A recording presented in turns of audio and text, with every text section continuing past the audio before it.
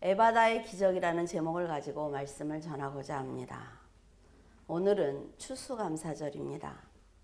한 해를 풍성한 은혜 가운데 살게 하시고 모든 계획을 주 안에서 이루게 하심을 진심으로 감사를 드립니다. 추수감사절의 유래는 청교도들이 영국에서 신앙의 박해를 받게 되자 홀란드로 순례의 길을 떠났습니다. 엘리자베스 1세가 여왕으로 즉위를 하자 영국으로 돌아가려고 했지만 영국에서 입국을 거부했습니다. 그래서 이들은 그대로 배를 돌려 대서양을 건너 미국으로 간 것입니다.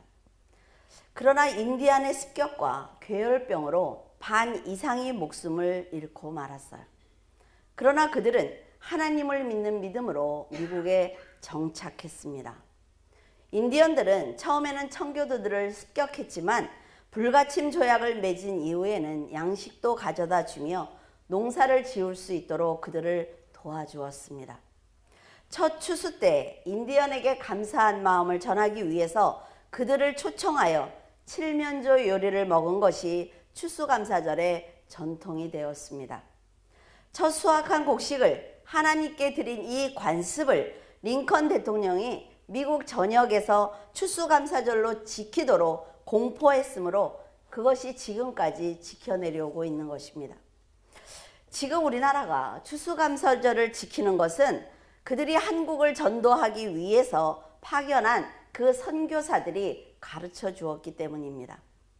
추수감사절을 맞이하여 여러분은 하나님께 어떤 기도를 드리고 있습니까? 하나님께 올해는 정말로 최선을 다해 헌신했다는 말씀을 드리면 좋겠습니다. 열매가 많이 달린 포도나무처럼 하나님께 드릴 열매가 너무나 많아서 기쁘다는 말씀을 드리면 좋겠어요. 예수님께서 자신을 부인하고 자기 십자가를 지고 따라오라고 하셨기 때문에 제가 정말 좋아하는 세상의 옷을 모두 벗어버리고 인생의 십자가를 지고 충성했다고 하나님께 자신 있게 말씀드리면 좋겠습니다. 여러분, 자신을 부인한다는 것은 예를 들어서 여러분들이 빨간색을 너무 좋아해서 가진 옷과 가방과 신발까지 모두 빨간색이라고 생각해 보시기를 바랍니다. 여러분이 빨간색을 좋아하기 때문에 당연히 빨간색 옷을 입고 예수님께 갔는데 예수님은 흰 옷을 입고 여러분을 맞아주신 것입니다. 예수님께 초대를 받은 사람은 흰 옷을 입고 가야 한다는 것을 잘 몰랐다 말이죠. 예수님이 흰 옷을 입은 것을 본 여러분은 그분의 뜻이 자신과 다르다는 것을 빨리 인정해야만 합니다. 그리고 입고 있는 세상의 그 빨간 옷을 벗어버리고 예수님처럼 흰 옷을 입는 것이 바로 자기를 부인하는 거예요. 이런 행동이 자기 십자가를 지는 헌신이며 하나님의 일의 시작인 것입니다. 저는 올해를 시작할 때 하나님께서 우리 교회에 대해 어떤 그림을, 어떤 계획을 세우셨을까 생각해 본 적이 있습니다. 교회는 목회자 혼자, 아니 성도 혼자서 혼자의 힘으로 하나님의 일을 완성할 수 없기 때문에 퍼즐로 그림을 한번 생각해 본 적이 있어요. 교회의 이 벽에 하나님께서 큰 그림 퍼즐판을 붙여놓고는 믿음으로 사는 성도의 이름을 부르시면서 1년 동안 퍼즐을 채워가시는 것입니다. 12월 달 되면은 그 그림이 어떤 그림일까라는 생각을 해보았어요. 아름다운 하늘은 장로와 권사가 채웠고 흐르는 물은 집사들이 채웠으며 숲을 이루는 나무는 청년들이 채웠고 작은 집은 예쁜 우리 어린 아이들이 퍼즐로 채웠다고 생각을 해보시면 그 그림이 얼마나 아름답겠습니까? 하나님께서는 하나하나 퍼즐을 끼우면서 굉장히 기뻐하셨을 거예요. 올 한 해 믿음과 헌신으로 달렸기 때문에 여러분의 자리가 채워지고 있는 것입니다. 우리 모두는 자기 자리를 채우기 위해서 노력을 하면서 살았습니다. 곁에 있는 믿음의 형제가 바닥으로 떨어지지 않도록 여러분의 사랑이 물줄기 교회라는 아름다운 그림을 완성하고 있었던 것입니다. 그런데 만약 한 개의 퍼즐이라도 제자리를 잡지 못하고 그 자리가 비어 있으면 그림은 완성됐다고 할 수가 없습니다. 혹시 여러분의 자리가 비어 있는 것은 아닌지 한번 살펴보시기를 바랍니다. 저렇게 퍼즐이 많은데 나 하나 없어도 상관없다고 땅에 떨어진 채 있는 것은 아닌지 스스로 생각해 보시기를 바라요. 우리가 알아야 하는 것은 물줄기 교회를 향하신 하나님의 작품은 여러분 하나가 없어도 완성되지 못한다는 것입니다. 여러분의 퍼즐이 끼워져야만 하나님을 기쁘시게 해드릴 수 있으며 올해 우리 교회가 받은 사명을 온전히 감당할 수 있는 것입니다. 여러분은 그만큼 절대로 없어서는 안 되는 아주 귀한 존재라 말이죠. 하나님께는 거룩하고 교회는 소중하고 사랑스러운 성도들입니다. 저는 며칠 전에 동네 뒷산에 올라갔어요. 근데 도토리들이 아주 많이 떨어져 있었습니다.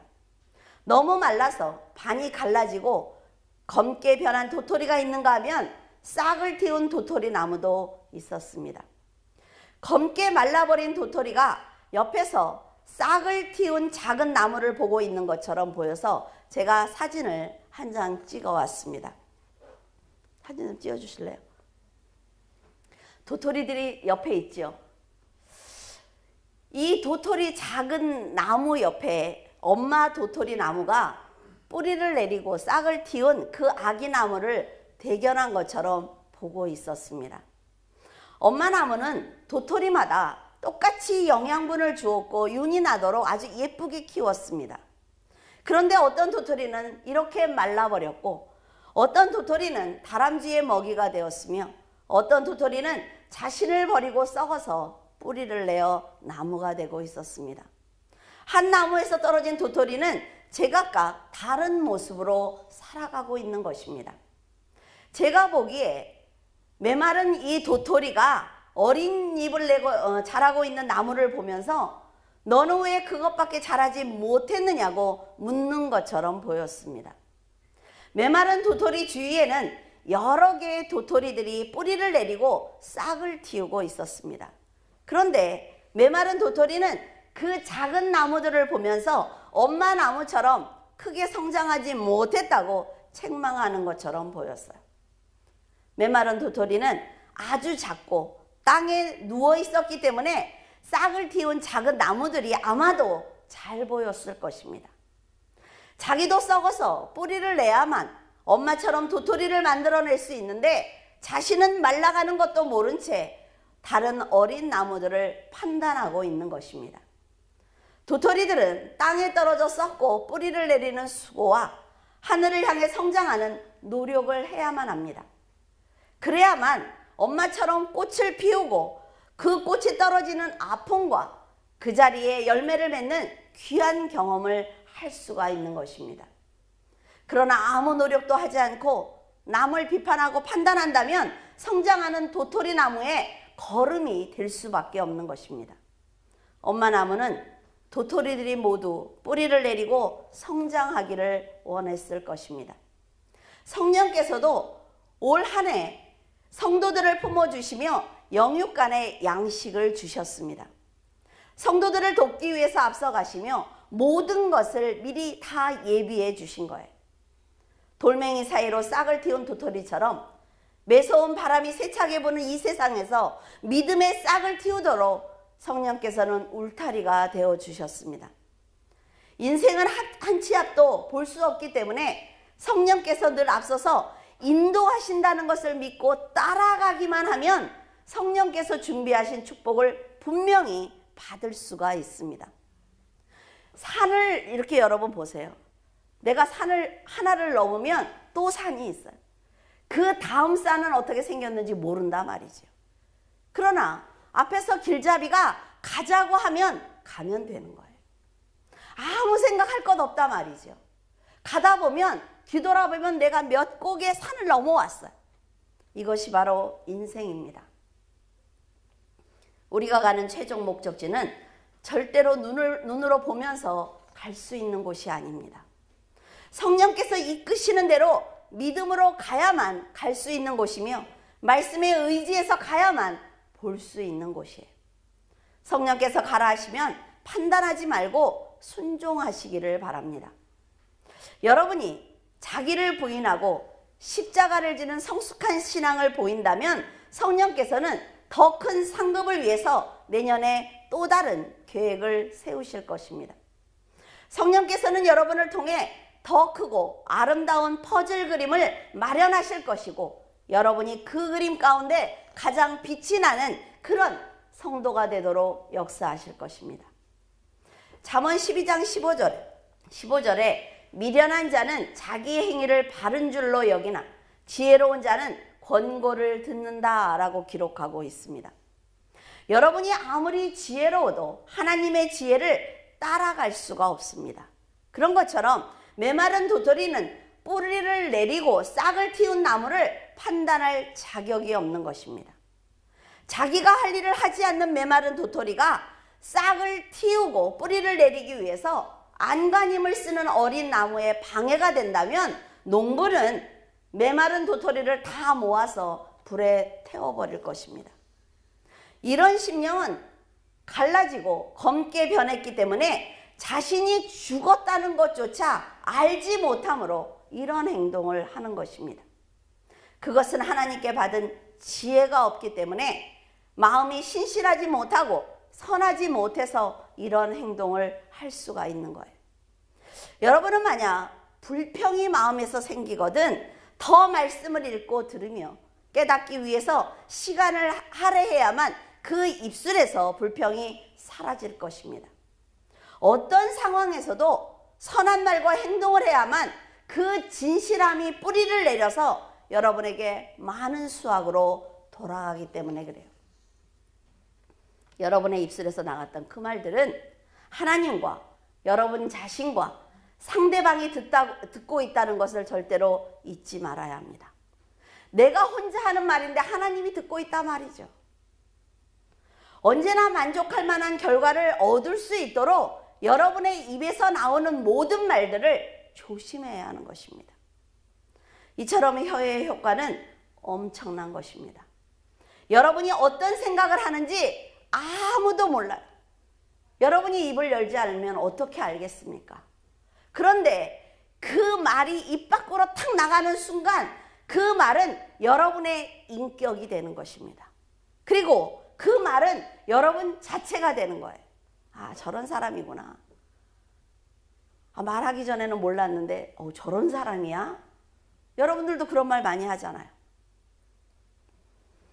혀는 절대로 길들일 수 없습니다. 그래서 길들이는 방법은 오직 하나, 지혜를 갖는 거예요. 한 입으로 하나님의 이름을 높이기도 하고 다른 사람을 저주할 수 있기 때문에 좋은 인격을 갖추어야만 선한 말을 자연스럽게 어디서든지 언제든지 할 수가 있는 것입니다. 상대가 듣고 상처를 받는 말은 절대로 하면 안 돼요. 여러분, 내가 무심코 던졌어요. 왜? 나는 이런 생각을 하고 있으니까. 그런데 내 생각이 옳으니까 말을 던졌습니다. 상처를 상대가 받았다면 하나님께서는 잘못된 말이라고 말씀하실 거예요. 권면하는 것을 얘기하는 것이 아닙니다. 그 말은 상대만 듣는 것이 아니라 하나님께서 듣고 계시고 말을 하는 여러분의 양심이 듣고 있기 때문에 조심해야만 합니다. 그 말로 인해 여러분이 도리어 하나님의 책망을 받을 수 있다는 것을 절대로 잊어서는 안 된다 말이죠. 부모가 선한 말과 행동을 해야 하는 것은 그 말이 상급과 심판이 되어서 내 자녀에게 흘러가기 때문입니다. 그래서 항상 내 안에서 말을 걸러야 되는 거예요. 내가 하는 이 말을 내 자녀가 들으니까, 내가 하는 이 말을 내 믿음의 형제가 들으니까, 내가 하는 이 말을 하나님이 듣고 계시니까 아무리 기도해도 되지 않는다 말이죠. 하나님께서 들으실 때 넌 그런 말을 해? 내가 너한테 축복을 줄 수가 없어. 왜? 너는 힘이 생기면 더 많은 사람을 괴롭힐 거니까. 그래서 하지 말라는 거예요. 명철한 사람의 말은 깊은 물과 같고 지혜의 샘은 솟구쳐 흐르는 내와 같다. 잠언에 기록이 되어 있습니다. 명철한 사람, 지혜로운 사람은 늘 신중하게 말을 합니다. 머리에서 탁 떠오르면 탁 뺏고, 머리에서 떠오르면 탁 뺏고, 이런 사람은 지혜로운 사람이 아니에요.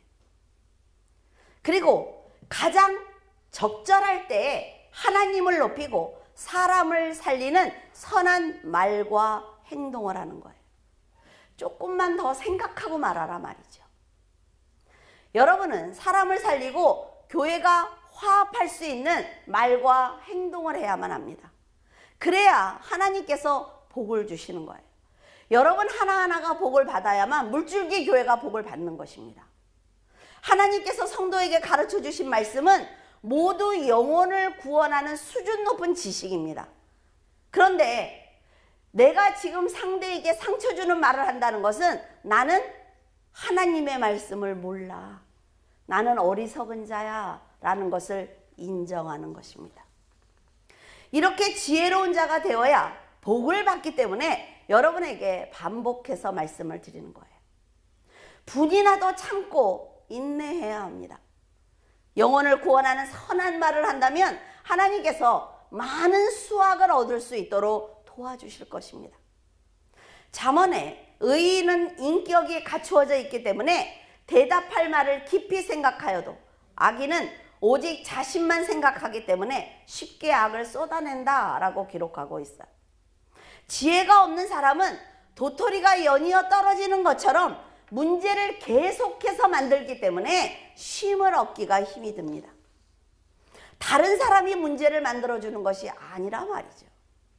스스로 판단할 지혜와 능력을 갖추지 못해서 스스로 평안을 누리지 못하는 것입니다. 여러분은 지금 상대방으로 하여금 성장할 수 있는 기회를 주고 있는지 판단할 수 있는 지혜가 반드시 있어야만 합니다. 내가 하는 모든 말은 상대방을 성장시켜야 돼요. 내 자식만, 우리 식구들만, 절대로 아니라 말이죠. 여러분은 여러분의 자녀와 여러분의 가정을 위해서 기도하지 않아도 됩니다. 내 믿음의 형제와 사랑하는 아이들을 위해서, 다른 아이들을 위해서 기도하면 하나님이 자연스럽게 가정을 지켜주는 거예요.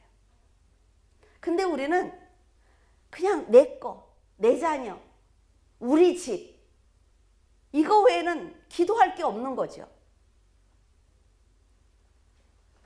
하나님은요, 갑자기 화를 내거나 갑자기 축복하시는 분이 아니에요. 그러니까 여러분들이 아무렇게나 살다가 갑자기 와서 축복을 달래. 그러면 하나님은 주실 수가 없어요. 지금 내가 어떤 행동을 하면서 살아가고 있는지 이걸 보면 내년의 삶이 보입니다. 아, 내년에 나는 어떻게 살겠구나. 대충 안다 말이죠.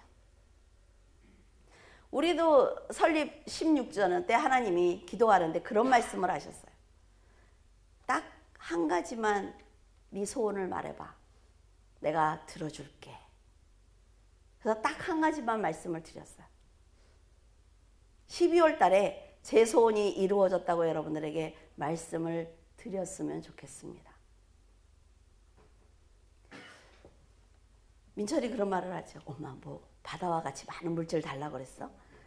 미안하다. 우리 집안 일이 아니야. 하나님이 소원을 말해봐 라고 말씀을 하셨을 때 여러분이 머리에 딱 떠오르는 소원은 뭐예요? 저는 우리 교회에 16주년을 축복하시는 의미에서 이 소원만 이루어 주십시오라고 기도를 했어요. 12월 달에 여러분에게 크게 간증했으면 좋겠습니다. 요한계시록 3장 19절에 보면 그리스도께서는 사랑하고 관심 있는 성도가 성장할 수 있도록 책망하고 징계하신다라고 말하고 있습니다. 지금 내가 책망을 받고 징계를 받을 때 더 열심을 내고 회개하는 성도가 지혜로운 사람이며 하나님께 축복을 받는 거야 라고 우리에게 알려주고 계시는 거예요. 그러나 사람들은 책망을 받고 징계를 받으면 하나님께서 나를 미워하셔. 그러니까 나는 하나님한테 열심히 할 필요가 없어 라는 생각으로 회개하지 않습니다. 미련한 거란 말이죠. 하나님의 관심이 자신에게 임하신 것을 깨닫지 못하기 때문에 결국 하나님의 품으로 돌아오지 않는 것입니다. 아이들도요, 책망을 하면 아이들이 내 품에 탁 안기면요, 야단치지 못합니다. 너무 사랑스럽거든요. 어쩌면 책망하는 걸 뒤로 미룰 수도 있어요. 그런데 그러지 않는단 말이죠. 엄마는 잘했어. 이렇게 얘기하죠, 그죠? 엄마 성적표도 갖고 와봐. 엄마는 잘했어. 그러니까 더 맞아. 여러분, 우리가 세상을 살아가면서 날마다 두 길을 만납니다. 내가 어떤 길로 갈 것이냐. 어떤 길로 가야 하는지 판단하고 결정하는 건 결국 여러분의 몫입니다. 제가 여러분에게 하는 것은 여러분이 그 두 길 중에 돌아가지 않는 길을 선택할 수 있도록 말씀을 가르치는 거예요. 한 번 잘못된 선택은 많은 시간을 낭비합니다, 여러분. 그래서 그 시간을 돌아가지 않도록 책망하는 거예요. 문제를 만날 때마다 옳은 판단을 할 수 있도록 말씀을 깊이 있게 깨달아야 한단 말이죠. 자신을 쳐서 복종시켜야만 합니다. 이것은 여러분을 괴롭히려고 하는 말이 아니라 이런 훈련을 계속한다면 결국 여러분이 평안한 삶을 살 수가 있습니다. 군대에 가면 왜 그렇게 똑같은 훈련을 반복해요? 습관적으로 할 수 있게 하는 거예요. 처음부터 지혜롭게 판단하고 결정하는 사람은 없습니다. 하지만 말씀에 순종하느냐, 말씀에 불순종하느냐에 따라서 그의 인생이 정해지는 것은 사실입니다. 말씀을 언제나 우선순위에 두고 결정을 한다면 멀리 보는 지혜를 가질 수가 있어요. 안 될 것 같죠? 성경에 있는 사람들이 그런 결정한 거는 그 사람들은 성경에 있는 사람들이니까 그러지.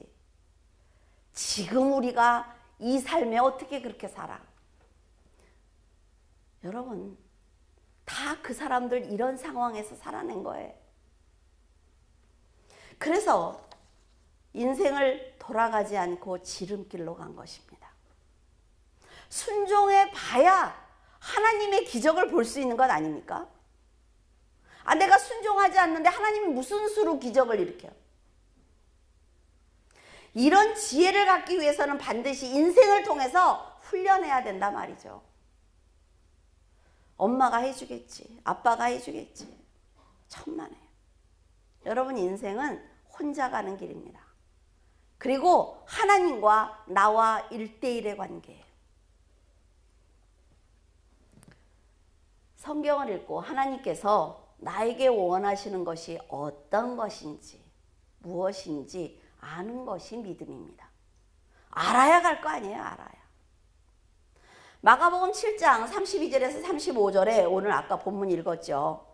거기에 보면 예수님께서 갈릴리 호수에 이르렀을 때 사람들이 잘 듣지 못해서 발음이 분명치 않은 사람을 데리고 와서 안수해 달라고 간청했습니다.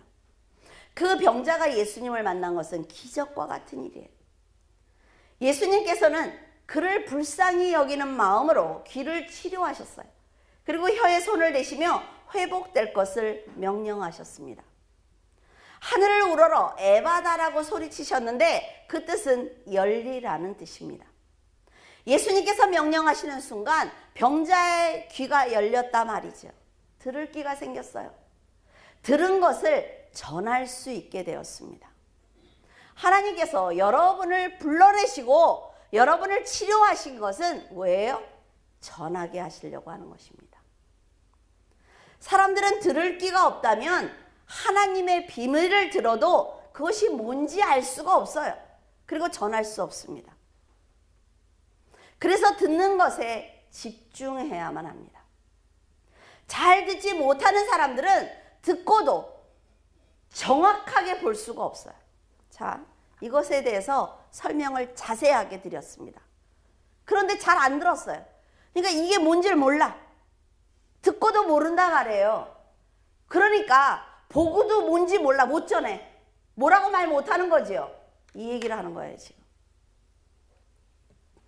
예수님께서 그토록 많은 기적과 이적을 행하셨지만 사람들은 끊임없이 예수님을 의심했고 오직 자신의 이익만 취하기 위해서 살았습니다. 영적인 귀가 열려야 메시아를 알아볼 수가 있어요. 학생들이 공부 시간에도 잘 들어야 돼요. 선생님들이 설명할 때. 들어야 알지요. 안 들으니까 모르는 거예요. 그들은 말씀을 듣지 않고 기적만 보려고 했단 말이죠. 공부는 안 하고 성적만 잘 나오기를 원했단 말이에요. 어때요? 귀에 쏙 들어오지? 괜히 시험 끝난 애들을 그냥 흔들고 있어. 그래서 온전히 볼 수가 없었습니다. 인간적인 생각이 가득한 사람은 예수님을 만나서 예수님께 직접 그 음성으로 들어도 메시아를 알아보지 못합니다. 메시아를 알아보지 못하면 하나님의 뜻이 뭔지 몰라요. 그래서 듣고 보아도 진리의 말씀을 전할 수가 없습니다. 이제 여러분은 나가서 전하셔야 되는 것 아닙니까? 하나님 앞에 기도하는 마음으로 이 설교를 썼어요. 우리 성도들이 들을 귀가 열렸습니다. 하나님 지금 세상을 보고 판단할 수 있는 지혜가 있습니다. 그런데 안 전한단 말이죠. 예수님께서는 메시아를 보고도 믿음이 그 자리에서 맴도는 것을 보시고 탄식하실 수밖에 없었습니다. 불쌍한 병자를 붙드시고 기도하시기를 하나님 이 사람이 영원한 생명을 받을 수 있는 말씀이 들리기를 원합니다. 메시아를 알아보기를 원합니다. 성령의 충만함으로 말씀을 전하면서 영혼을 구원하는 성도가 되기를 원합니다. 라고 기도하셨어요. 에바다의 기적이 사람들과 제자들이 보는 앞에서 일어났단 말이에요. 하나님께서는 이 병자처럼 어두움 가운데 묻혀 있었던 여러분의 이름을 부르시며 빛으로 불러내셨습니다. 그때까지 여러분은 세상의 소음에 귀가 닫혀 있었어요. 어둠에 익숙한 눈은 빛을 볼 수가 없었습니다. 진리의 말씀을 듣지 못해서 생명을 살리는 말씀을 전할 수가 없었단 말이죠. 어둠에서 헤매고 있는 우리들을 위해 십자가에서 보혈을 흘리시며 천국문을 여시는 에바다의 기적을 여러분에게 일으켜 주신 것입니다. 우리가 기적을 본 거예요. 지금 이 병자의 얘기가 아니라 말해. 예수 그리스도의 희생으로 구원을 받은 여러분은 지금 확실하게 진리를 들을 수 있습니다. 지금 이단이 여기 들어와서 여러분에게 자기들의 얘기를 할 때 여러분들은 분별할 수가 있습니다. 들을 귀가 있다는 거죠. 그리고 그들이 잘못된 길로 가고 있다는 걸 볼 수가 있어요. 전할 수 있습니다. 그들에게. 하나님의 절대적인 사랑이 우리를 환한 빛 가운데 살게 하신 것입니다. 이제는 수없이 떠다니고 있는 세상의 많은 말 가운데서 선한 말과 악한 말을 분별할 수 있는 귀를 갖게 된 것입니다. 수없이 뻗어 있는 세상의 길 중에 좁은 길과 넓은 길을 구별할 수 있는 영적인 눈이 생긴 거예요. 아, 세상에 나가서 모르겠어요, 목사님. 아무리 노력을 해도 어떻게 살아야 되는지 모르겠어요. 뭐예요? 안 들었다는 거예요. 설교를 안 들었다는 거죠.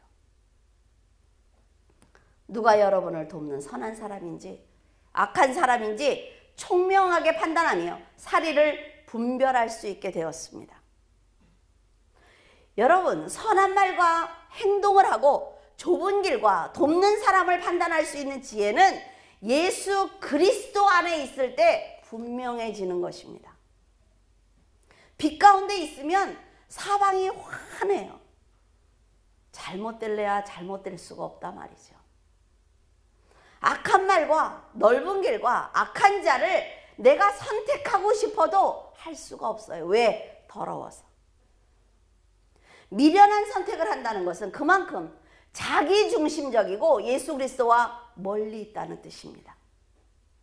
영적으로 어두우면 목소리를 듣고도 상대를 파악할 수가 없습니다. 상대가 한마디 하는 걸 듣고 그 사람이 어떤 인간이고 어떤 인격을 갖고 어떻게 살아왔는지 분별할 수 있어야 돼요. 영적으로 얻으면 진리와 비진리를 구분할 수 없습니다. 어떤 목사가 그렇게 썼더라고요. 이단에 넘어가 놓고는 장로교에서 성경을 가르치지 않는다. 그래서 내가 여기 와서 성경을 배우니까 눈이 떠졌다. 맞아요? 장로교에서 성경을 가르치지 않으면 자기 목사잖아요. 아, 성경을 읽으면 되지. 성령께서 계시잖아요. 자기가 할 걸 하지 않고 거기 가서 그따위 소리를 하고 있어. 목사들도 와서 배워보라고. 그리고 가서 가르치면 되지 않냐. 아니, 귀한 성도를 다 끌고 지옥 갈 일 있어요?